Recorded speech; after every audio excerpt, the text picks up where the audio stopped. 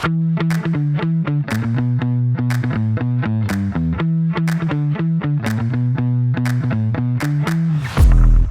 bien, salut tout le monde, j'espère que ça va. Aujourd'hui, comme vous l'avez vu avec le titre de cette vidéo, nous allons parler du tout nouveau DJI Mini 3. Tellement pas instinctif pour moi de dire les nouveaux noms qu'ils ont à chaque fois. Cette gamme est vraiment incompréhensible. Alors, on va essayer de vous faire un petit test. Alors, je ne l'ai pas encore fait voler. Je vais découvrir le drone en même temps que vous. J'ai évidemment regardé les specs et j'ai beaucoup de choses à dire sur ce drone. Alors, comme vous vous en doutez, c'est la caméra embarquée qui m'a envoyé le drone pour le test. Donc, encore merci à eux d'ailleurs de me donner aucune directive. Ils me donnent le drone, j'en dis ce que je veux. Si j'aime pas, je le dis. Si j'adore, j'adore et je le dis. Donc, c'est là toute la transparence et l'intérêt d'avoir ce partenariat avec la caméra embarquée. Donc je vous invite fortement à aller commander chez eux, surtout qu'ils sont juste à côté, entre Aix et Marseille. Franchement, honnêtement, moi je m'y perds. D'abord, on a un DJI Mavic Mini, ensuite on a un Mini 2, puis on a un Mini SE, et là on a un Mini 3 Pro.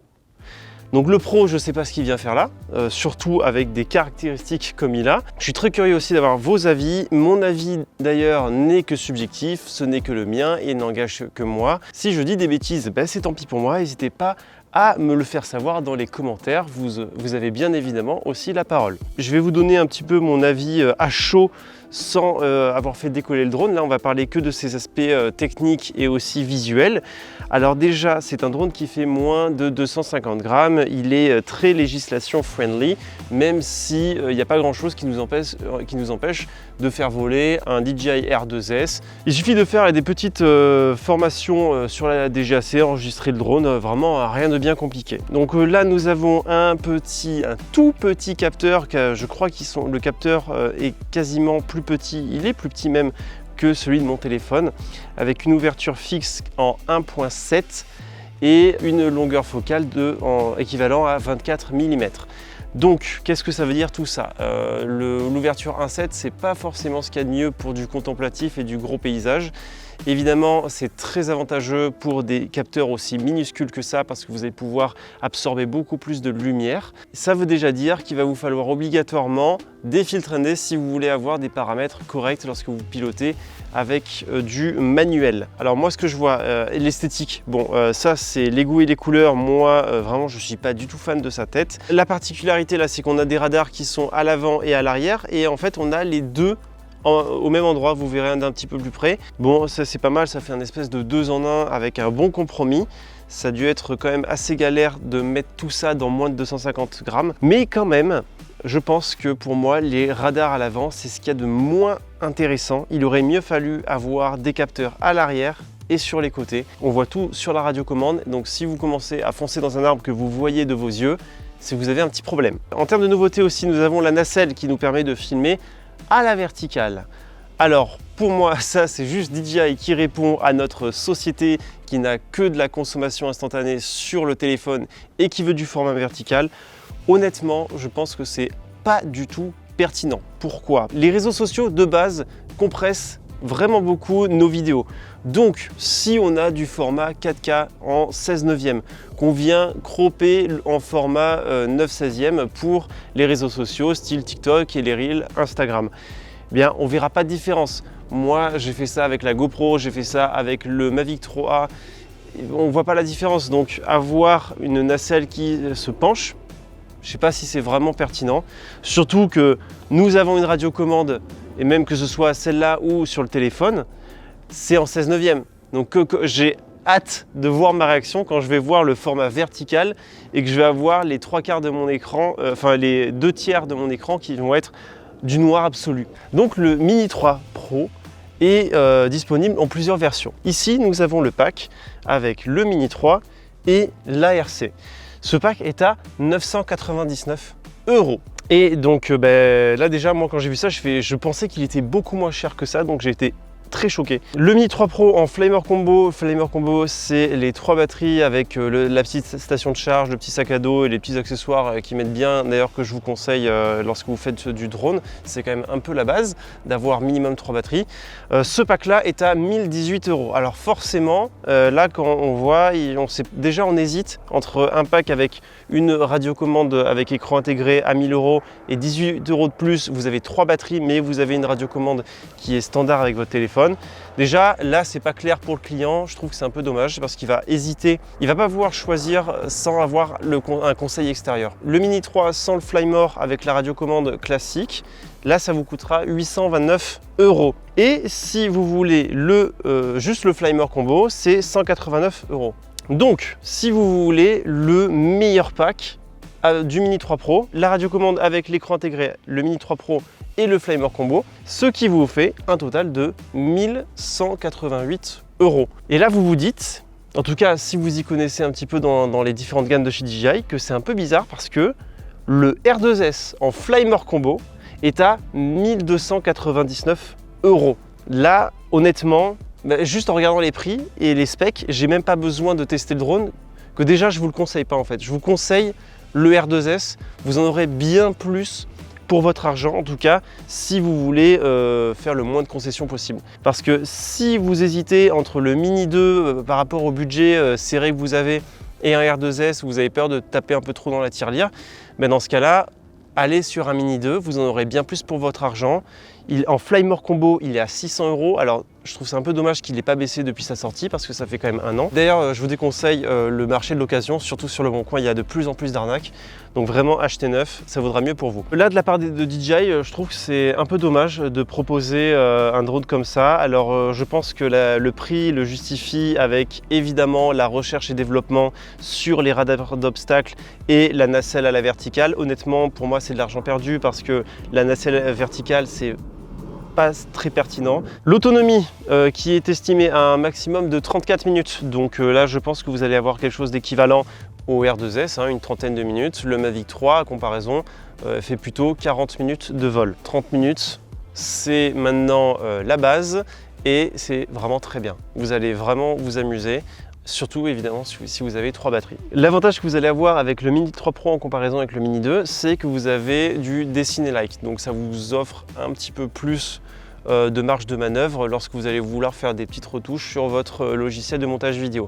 Mais si vraiment c'est pas votre truc, les logiciels de montage, les retouches colo et que vous voulez juste compiler vos images dans un petit clip vidéo sympa à montrer à la famille, ça vous sert à rien du tout du dessiné-like. Par contre, pour ceux qui veulent aller encore plus loin et du coup pour quelques centaines d'euros plus cher, pour le R2S, vous avez carrément du D-Log 10 bits. La plage de fonctionnement de température qui est de 0 degré à 40 degrés.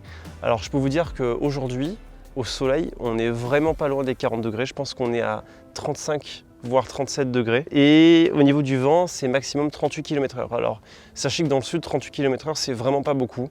Donc il va vraiment falloir faire attention aux pilotes novices qui n'ont pas l'habitude de voler avec du vent, de jamais voler avec un vent dans le dos lorsque vous avez des vents puissants, que vous êtes avec une machine comme ça, parce que vous n'allez jamais revenir en fait. Déployé, il est un peu plus grand que le Mini 2. Et une fois qu'il est plié, il est aussi un tout petit peu plus grand que le Mini 2, mais c'est quand même assez équivalent. Là, on le reçoit comme ça, même pas une petite sacoche et tout, donc c'est un petit peu dommage. Comme vous pouvez le voir, on a une météo dégueulasse, avec un ciel et même plus que le ciel complètement voilé, avec du vent et tout. C'est pas forcément ce qu'il y a de mieux à l'image, mais au moins on verra comment se comporte le drone dans des situations pas vraiment optimales.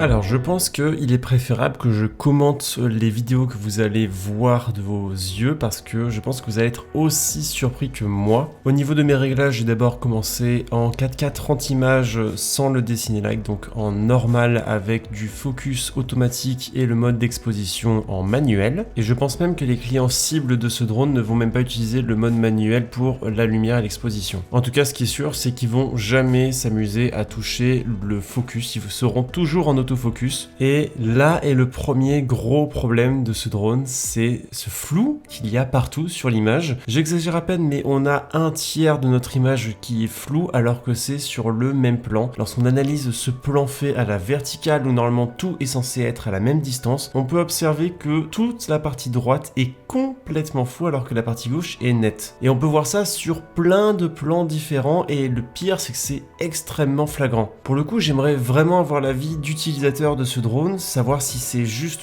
ce drone là que je teste qui a ce problème ou si on va voir ça sur tous les Mini 3. Et donc si c'est pas un problème et que c'est vraiment comme ça, eh ben je suis désolé de le dire, mais c'est inacceptable d'avoir une qualité pareille lorsqu'on voit la qualité que propose le Mini 2. Au niveau de la réception de la radiocommande, je m'étais demandé pourquoi ils avaient pas fait des antennes physiques qui ressortent de la radiocommande. En tout cas, je sais pas si c'est lié à ça, mais j'ai eu des problèmes de réception. Si je me tenais pas pile en face du drone, si j'étais un peu de biais, que j'avais pas la radiocommande tendue vers la direction du drone, j'avais très facilement des pertes au bout de 400-600 mètres de distance. Et concernant le Deci-Like, je l'ai testé vite fait sur ce plan, comme vous pouvez le voir, je pense qu'en fait, il est préférable de tourner en Deci-Like parce que la qualité d'image en normal est vraiment pas top. Le Deci-Like vous permettra de combler un petit peu les lacunes de cette caméra.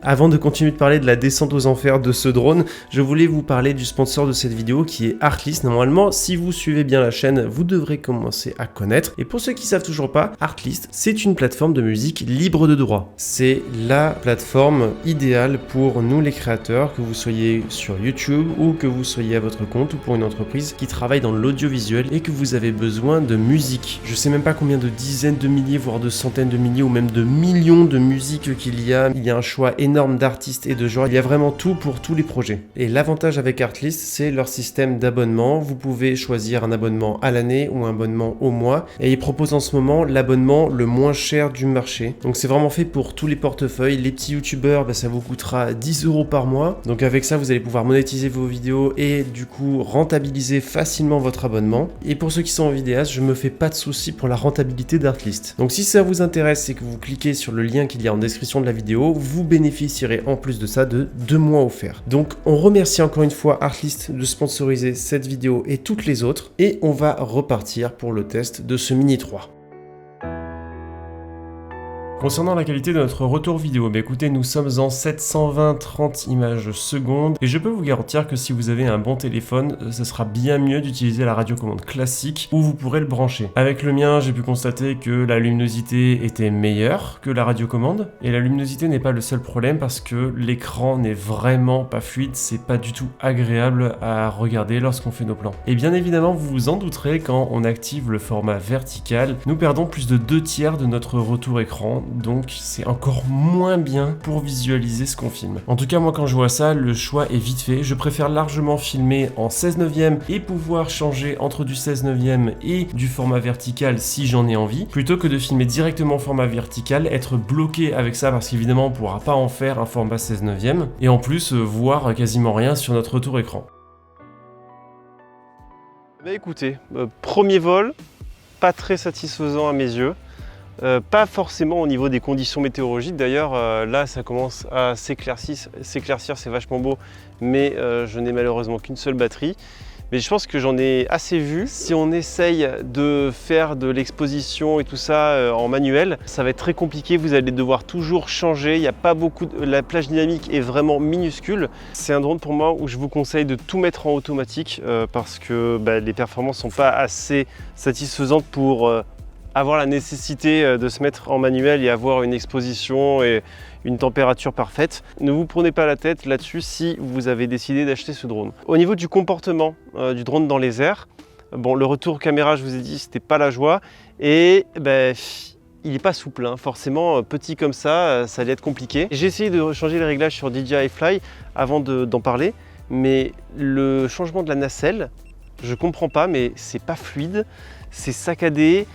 J'enclenche la molette et ça met du temps. Il faut que j'enclenche encore plus la molette pour qu'on ait la nacelle qui s'oriente de bas en haut. Je ne sais pas si c'est à cause de cette radiocommande. Moi, je suis quasi sûr que c'est à cause de cette radiocommande.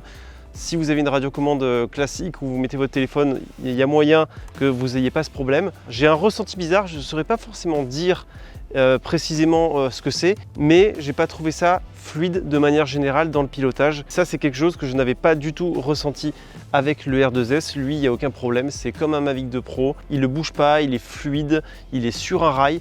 Donc c'est pour ça, encore une fois, que je vous conseille encore plus de partir plutôt sur des drones comme ça. Pour moi, le bilan final, je crois que c'est la première fois que je dis ça, mais en fait, je ne saurais même pas à qui le conseiller, en fait, ce drone. J'arrive pas à savoir, parce que quelqu'un qui n'a pas le budget, je lui conseille un Mini 2, 600 € Flymer Combo. Quelqu'un qui a 1200 € à mettre à 1300 € à mettre, il prend un R2S, mais direct en fermant les yeux. C'est une machine super fiable qui a un super capteur 1 pouce, alors que là on a un capteur téléphone qui, je pense, même moins bien que mon téléphone. Donc je sais pas. En fait, là, ce que vous payez, c'est les nouveautés sur la caméra verticale, sur les radars d'obstacles, sur une machine qui fait moins de 250 grammes, et avec l'inclinaison de la caméra qui va super haut, mais bon, il n'y a pas trop d'intérêt. J'exagère un petit peu, j'ai pas envie d'être de mauvaise foi, mais voilà, c'est mon ressenti. Ceux qui ont foncé sur ce drone, j'aimerais bien avoir votre retour. Objectif ou subjectif, peu importe, hein, votre retour personnel serait très intéressant. En tout cas, en premier drone, moi, à la limite, oui, vous avez des radars d'obstacles, mais dans ce cas-là, vaut mieux partir sur un R2S où les radars vont être un peu plus fiables. Et pour le Mini 2, il n'y en a aucun. C'est ça la grande différence avec le Mini 2, c'est que vous n'avez aucun radar d'obstacles. Après, si vous faites un minimum attention, vous êtes toujours plus haut que les arbres, il ne devrait pas y avoir de problème. Bon, écoutez, je pense qu'on en a assez dit. Première fois que je suis vraiment déçu sur une nouveauté DJI. J'espère que leur prochain drone sera un peu plus prometteur, en tout cas, qu'il y ait un peu plus de nouveautés, parce que là, vraiment, c'est du déjà vu à on peut plus, à part ce vertical qui est pas très intéressant. Bon, allez, je m'égare complètement. J'espère que la vidéo vous a plu, et d'ici les prochaines, portez-vous bien.